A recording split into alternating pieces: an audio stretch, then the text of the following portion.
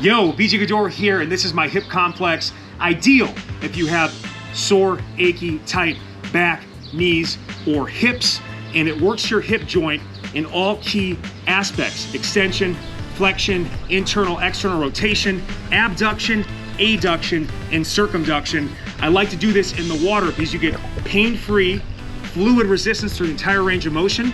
You can do this on land, but I even add some fins for some extra drag resistance to increase the intensity, but start with just your body weight for reps of 10 to 20 for each of the movements, and just flow between them and then switch sides. Either do all the reps on one side, then switch, or do one side, switch, and then go to the next movement and repeat in that sequence. I am a firm believer in this, especially if you feel like your hip makes a lot of clicks or cracks.